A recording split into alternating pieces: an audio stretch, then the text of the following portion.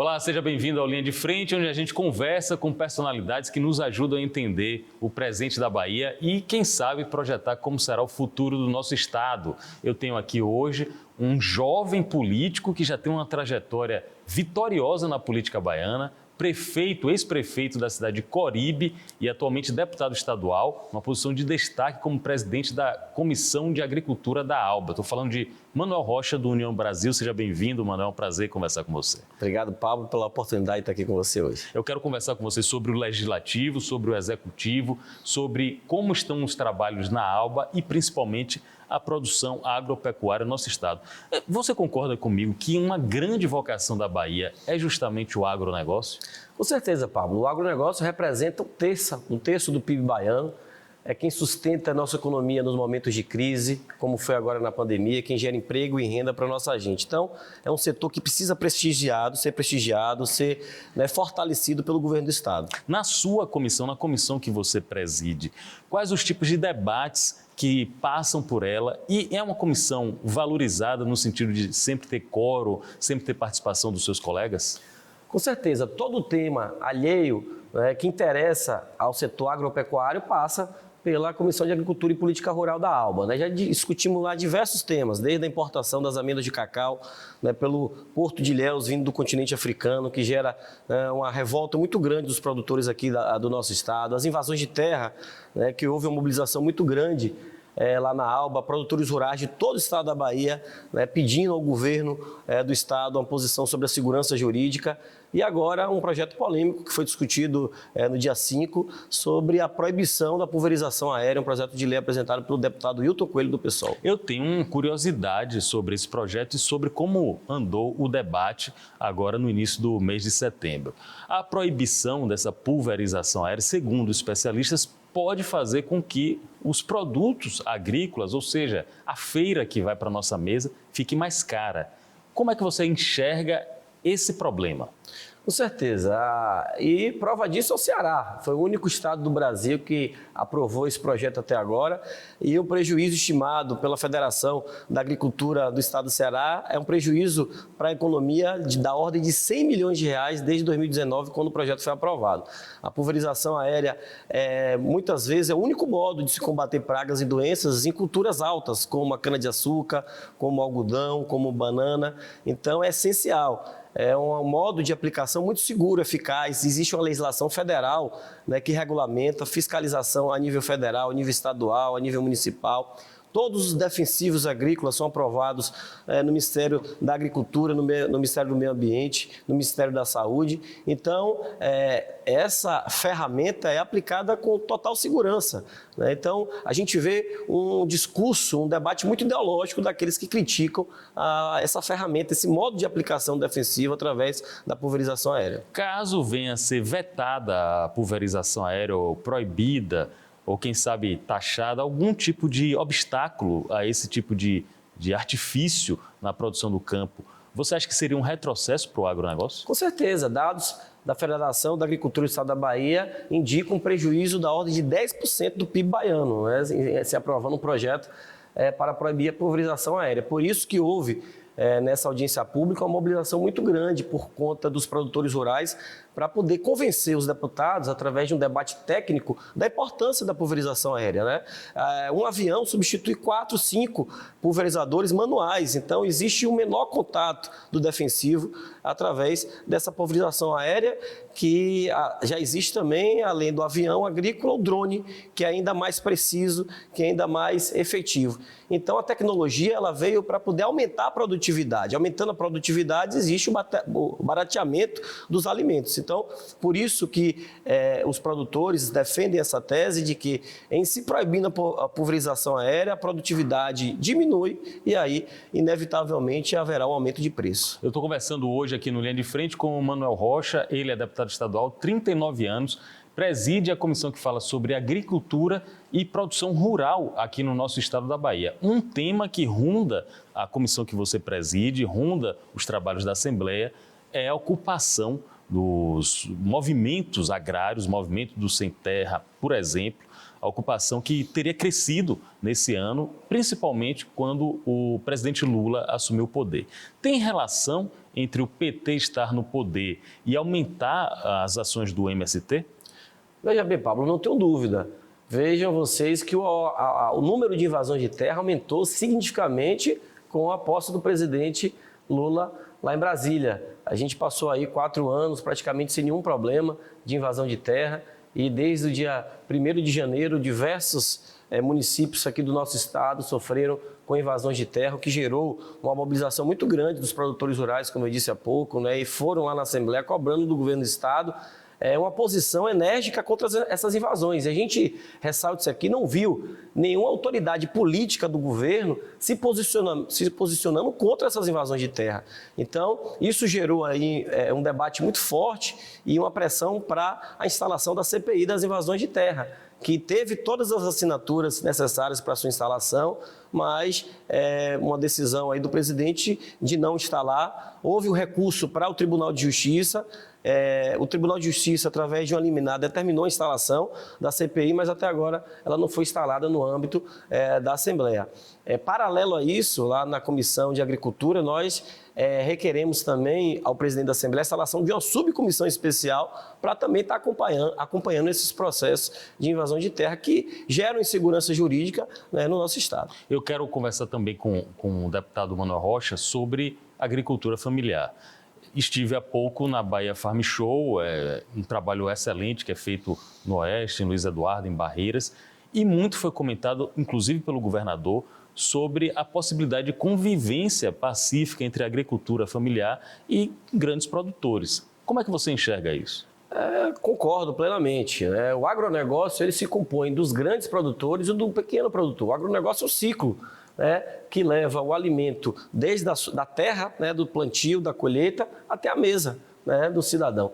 Então, o pequeno ele coexiste com o grande. Então, essa divisão do pequeno produtor contra o grande produtor serve apenas para poder alimentar um debate político, um debate ideológico daqueles partidos, que se posicionam contra o agronegócio. A agricultura familiar ela precisa ser prestigiada. Eu venho da região oeste do município de Coribe, onde, na prática, a agricultura familiar coexiste com o agronegócio. O município de Coribe é um município com agricultura familiar muito forte, que é vizinho dos municípios de Jaborandi, de Cocos e de Correntina, onde já impera o agronegócio. Então, é um ciclo onde todos precisam ser prestigiados e essa cadeia que fomenta a nossa economia participando de 1/3 do PIB. Eu quero aproveitar a sua presença aqui para principalmente o público que está nos vendo, que é da região metropolitana, que é da capital, que é dessas cidades mais populosas aqui do litoral, entender o que é que está acontecendo no oeste da Bahia. Muitas vezes a gente não tem a dimensão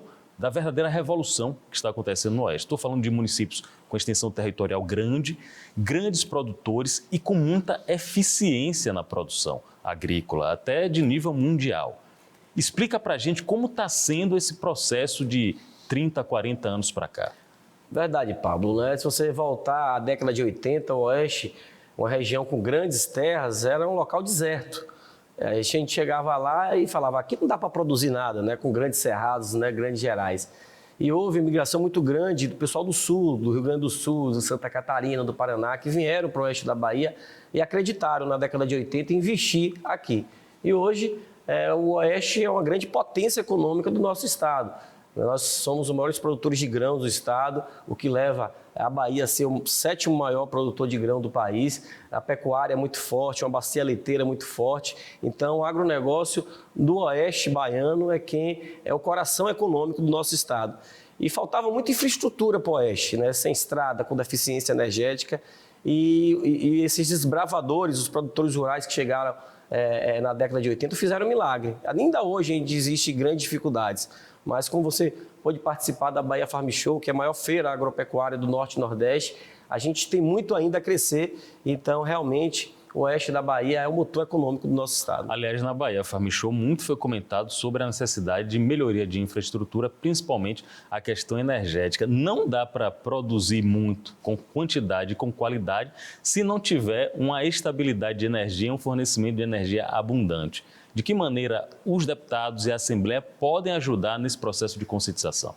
A Comissão de Agricultura também fez um debate muito importante sobre essa deficiência energética. Convidamos o presidente da Coelba lá para explicar por que da demora para a instalação de pivôs, né, para poder gerar a questão da irrigação lá no Oeste. Existem 70 mil hectares, né, já com outorga d'água, licenciamento ambiental, que é o mais difícil, apenas faltando infraestrutura energética para poder produzir. Então, o presidente da Coelba foi muito apertado, né? Os deputados, tanto da oposição quanto do governo, cobraram esse posicionamento, porque é uma queixa geral. A gente vai pela Bahia toda e vê tanto o pequeno produtor, o grande produtor e os consumidores em geral, né, que pedem uma ligação de rede, uma extensão de rede, tem uma dificuldade muito grande no prazo. E a Coelba tem a concessão do Estado, né, que vence daqui a 2 anos, e a Assembleia tem participação fundamental na aprovação ou não dessa concessão. Apertamos a Coelba para que ela entregue o serviço de qualidade à nossa gente. Então, falta investimento. No meu entendimento, ficou bastante claro que a Coelba precisa investir mais para poder reforçar essa infraestrutura energética aqui no nosso estado. Como o senhor bem falou, eu já conversei com deputados, tanto da maioria quanto da minoria, ou seja, a situação e a oposição, e parece que todos concordam com a dificuldade da Coelba em atender bem aos baianos. E vindo à pauta essa expiração do prazo de concessão daqui a 2 anos, há uma possibilidade, no seu entendimento, de que essa concessão não seja renovada? Não tenho dúvida. Se a Coelba não mudar de postura, não entender que a Bahia precisa dessa infraestrutura energética para poder avançar, a infraestrutura energética é uma condição fundamental para o desenvolvimento econômico. A gente não consegue produzir, a gente não consegue avançar, se desenvolver sem energia. E a Coelba precisa ter essa consciência, investir no nosso estado para que a gente possa entregar muito mais na área econômica. Agora eu quero falar um pouco sobre a parte executiva. O senhor foi eleito prefeito muito jovem, 28 anos. Foi eleito para 2 mandatos, eleito e reeleito, e agora está numa cadeira parlamentar. O que é que o senhor prefere? É o executivo, é o legislativo? Tem diferença? Como é que o político se comporta nas 2 casas? São atuações diferentes, Pablo. Na executiva a gente tem a caneta na mão, a gente executa, a gente entrega o resultado para a população, a gente tem uma maior autonomia na entrega do bem à população. E no legislativo a gente fica mais no debate, na discussão, na propositura de leis. A gente cobra o governo do Estado, critica o governo do Estado. Eu sou da bancada da oposição, mas faço uma oposição, como eu já falei várias vezes, não contra o governo, não contra o partido, mas a favor da Bahia, não apenas criticando, mas indicando o caminho a ser seguido. Então, são atuações diferentes, uma mais no debate, na sugestão, outra com a caneta na mão, executando, mas estou satisfeito em ser deputado. Eu acho que minha passagem pela Prefeitura de Coríbe foi muito positiva, saí com 90% de aprovação do meu 2º mandato. Isso me projetou a nível regional e estadual para poder me credenciar a ser candidato a deputado estadual, mas uma página virada, eu sou a favor da renovação política, né? Lá lancei um candidato muito jovem também e a gente tem que seguir, eu fazendo a minha parte aqui no Legislativo e no Executivo, dando continuidade ao trabalho. A cidade de Coríbe, pelo último censo, ficou com quantos mil habitantes? 15 mil habitantes. 15 mil habitantes, é uma cidade pequena e deve ter uma extensão territorial. 2.300 km². Para administrar esse território todo é preciso verba. E muito eu vejo queixa, muitos prefeitos, principalmente da Bahia, mais de 300 municípios, se queixam do repasse inadequado, aquém do que é possível do FPM. O senhor, como ex-prefeito, está solidário a essa luta? Com certeza, mas quase 80% dos municípios baianos sobrevivem de repasse do FPM, que é um repasse federal vinculado a impostos federais, e do ICMS, que é vinculado aos impostos estaduais. Estão sofrendo com a queda, né, muito grande do FPM, e sem recurso você não consegue manter a contento os serviços mais básicos, elementares, né, do município, como saúde, educação, assistência pública, e você não pode fechar a porta do hospital, você não pode fechar a porta do posto de saúde. Então, por isso que os prefeitos estão fazendo uma grande mobilização através dos seus órgãos representativos. Aqui na Bahia a gente tem um PB, lá em Brasília a CNM, estão indo em Brasília para poder o governo federal estabelecer algum tipo de auxílio financeiro emergencial, até uma redistribuição tributária para fortalecer os caixas do município, até porque o cidadão mora no município, é lá onde as coisas acontecem. Eu tenho uma curiosidade a respeito do trabalho de ser oposição numa Assembleia Legislativa que está tão desequilibrado. Só para a população ter conhecimento, são 63 deputados, a minoria tem 20, ou seja, vocês trabalham com 20, e a maioria com 43, aí, às vezes oscilando, tem uns que ficam neutros, se abstêm de algumas discussões. Dá para fazer alguma coisa em tão baixo número de deputados da minoria? Não, dá para fazer. A gente terminou a eleição com um placar bastante empatado, né? Foram 32 deputados da situação contra 31 da oposição. Mas aí o rolo compressor do governo fez valer a sua força. Hoje estamos nesse número aí de 20 deputados, mas provamos agora na votação do precatório, né, uma votação polêmica que teve na Assembleia Legislativa, onde o governo do Estado não quis repassar aos professores o valor dos juros e da mora referente aos precatórios. Fizemos uma obstrução muito forte e, junto com a mobilização de professores de todo o Estado da Bahia, demos muito trabalho ao governo do Estado, né, para que a população tome conhecimento do que acontece na Assembleia, porque a gente tem que mostrar o que está acontecendo de errado. Já que o governo, através da sua publicidade oficial, mostra o que faz de bom, a gente tem que mostrar o que está no caminho errado para que a população baiana tome conhecimento. Esse, inclusive, é um dos trabalhos da oposição. E eu destaco na oposição atualmente o ex-prefeito de Salvador, Assemineto, que não conseguiu a vitória como candidato a governador do Estado. Você acha que Assemineto é bom de oposição ou é bom de governo, ou é bom de situação? Qual é a sua análise? Ele é um bom político, ele é um bom administrador e quando você é um bom político, você sabe jogar nos dois lados. Não conseguiu ser vitorioso no ano passado, uma surpresa geral, ninguém esperava essa derrota dele, estava pontuando bem em todas as pesquisas, apresentou um projeto de inovação e renovação para o estado da Bahia, curtiu o seu luto, né, desapareceu do cenário político por alguns meses, mas agora já está de volta, já reunindo com as bancadas estaduais, federais, com o nosso partido, discutindo os próximos passos para a gente enfrentar as eleições municipais do ano que vem. Então, foi um aprendizado, ver no que errou, para poder, no ano de 2026, a gente apresentar um novo projeto para a Bahia. Eu tenho também curiosidade sobre o processo sucessório dentro da Assembleia Legislativa. O presidente atual, Adolfo Menezes, não pode ser reeleito. E muito se fala sobre quem vai suceder. Tem nome na oposição para suceder? Tem nome na situação? Quem é que Manuel Rocha é candidato a presidente da Assembleia, quem é que você sugeriria para esse cargo tão importante? Pablo, veja bem, o presidente Adolfo Menezes é uma pessoa muito querida na Assembleia. Se pudesse ser candidato a mais um mandato, não tenho dúvida que conseguiria a vitória de forma muito fácil. É um deputado muito aberto, que atende todas as demandas do plenário, um deputado democrático, mas com essa impossibilidade por conta da Constituição Federal de disputar um terceiro mandato, aí o jogo sucessório começa a ficar um pouco embolado. Então, tem dois pré-candidatos aí do lado do governo, que é o deputado Rosenberg, a deputada Ivana Bastos, que estão disputando essa preferência da base governista. E também temos nomes bem qualificados na oposição. Tem o deputado Sandro Regis, tem o deputado Tiago Corrêa, que é um deputado bastante querido. Então, mas tem muita água para rolar ainda daqui para lá. Vamos ver o que é que vai acontecer, né? A eleição ainda é em 1º de fevereiro de 2025. A Assembleia Legislativa, para o pessoal ficar atento, né? Temos o Poder Executivo, o Poder Legislativo, o Poder Judiciário, segundo a Constituição, são autônomos, são independentes. Nesse aspecto, a Assembleia Legislativa está demonstrando independência do Poder Executivo? Infelizmente, não.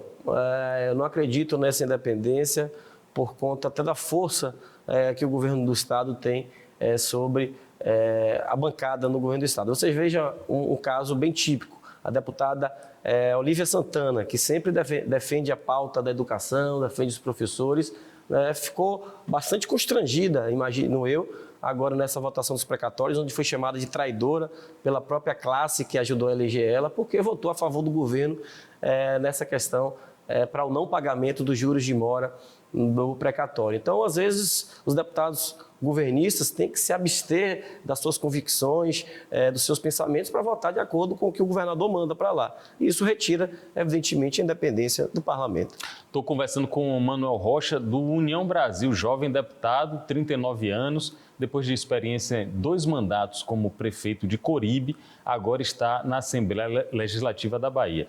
Você tem uma relação familiar muito forte com a política. Seu pai, José Rocha, se eu não me engano, foi 12 vezes consecutivas deputado estadual e federal, é isso mesmo? Isso, o deputado Zé Rocha tem 12 mandatos, é recordista aqui na Bahia em mandatos eletivos. Isso deve influenciar muito nas escolhas que um jovem faz, se inspirar, por exemplo, para a política. Como é essa imagem que você tem dele na política? Com certeza, Pablo, né? Além de ser filho de um deputado federal, eu sou neto da primeira prefeita mulher do estado da Bahia, Dona Olga. Foi prefeita em 1967 da cidade de Igaporã. Meu avô, o marido dela, foi prefeito também lá na cidade de Igaporã. O avô paterno, prefeito da cidade de Coribe. Então, realmente, eu respiro política desde muito cedo. Agora, eu costumo dizer de que a gente entra na política inspirado, né, por traços familiares, mas só permanece se você tiver vocação para isso. Se você gostar de gente, se você gostar de trabalhar, porque você tem que abdicar de muita coisa para poder corresponder à expectativa da população.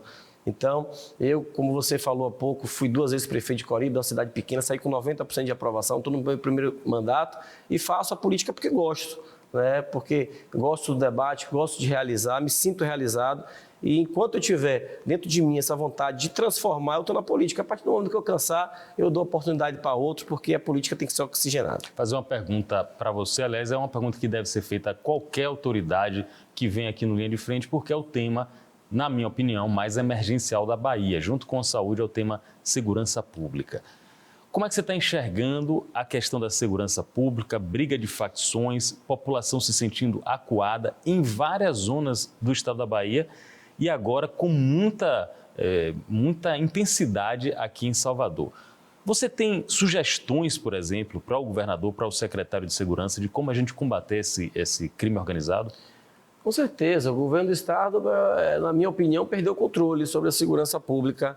Isso está muito claro pelas manchetes de todos os jornais diariamente, casos de assassinato, briga de facção. Eu fui prefeito na cidade de Coribe, uma cidade de 2.300 km², a gente contava lá com 3 policiais, Paulo, para poder dar conta de 15 mil habitantes e rodar 2.300 km². Quem abastecia a viatura policial era a prefeitura. Quem dava o almoço para os policiais era a prefeitura. Aliás, acontece em muitas cidades da Bahia. Então, como é que você vai combater a violência dessa forma, o bandido dessa forma? E o resultado disso é o quê? Motoqueiros em plena luz do dia com capacete assaltando o comércio. O bonde do maluco, essa facção chegou em Coribe, uma cidade tranquila, pacata do interior da Bahia, que não tinha problema de violência.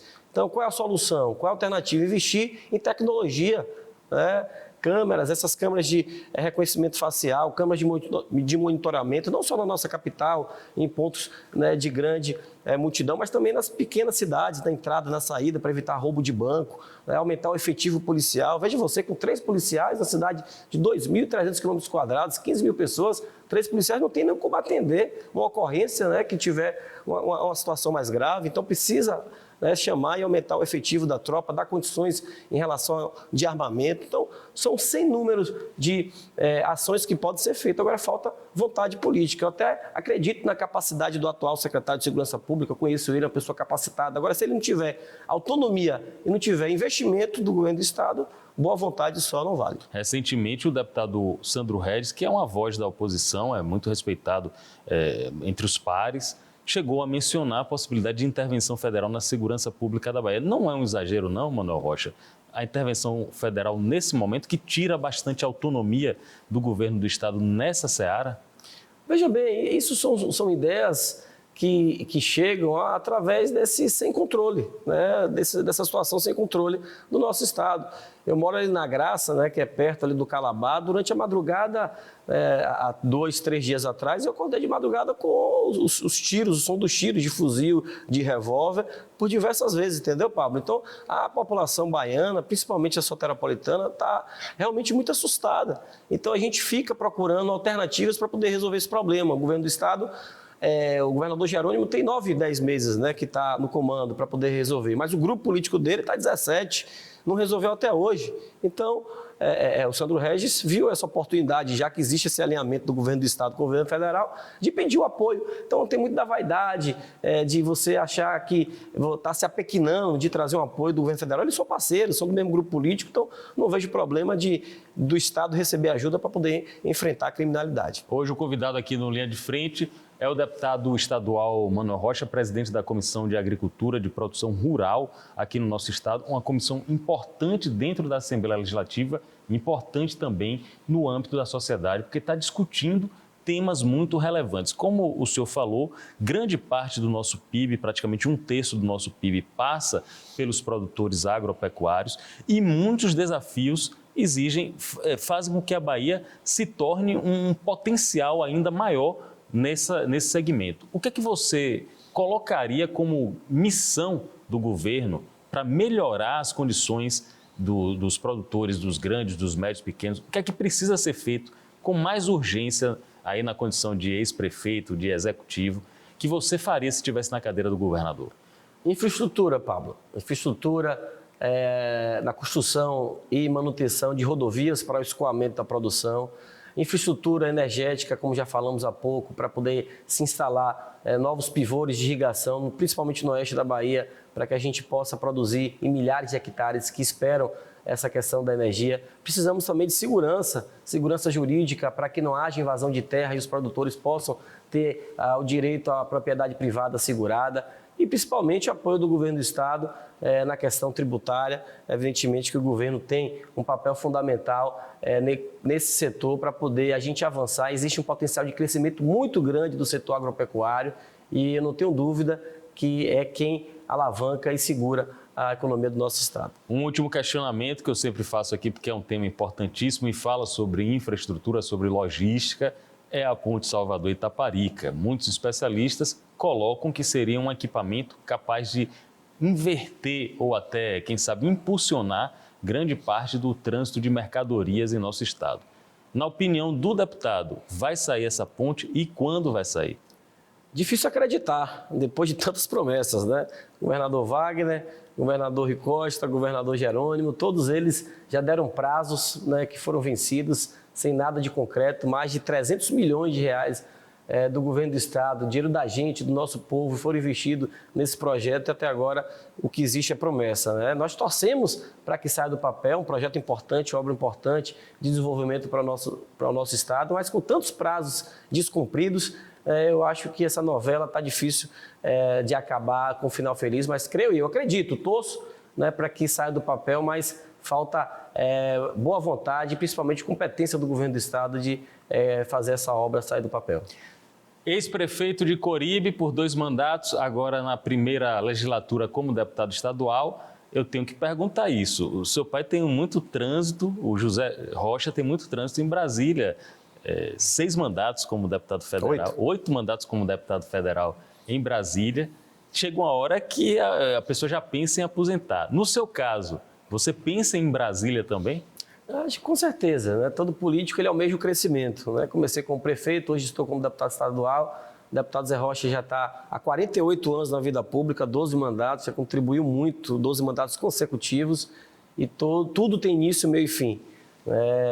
Numa eventual aposentadoria dele, nós temos esse projeto de seguir esse trabalho lá em Brasília, até porque nossas bases são as mesmas no oeste e sudoeste do estado. E agora, com esse mandato de deputado estadual, fica muito mais fácil da gente fazer essa transição. Manuel Rocha, nosso convidado aqui, deputado estadual pelo União Brasil, nosso convidado no Linha de Frente, sempre conversas elucidativas para a gente entender mais sobre a Bahia.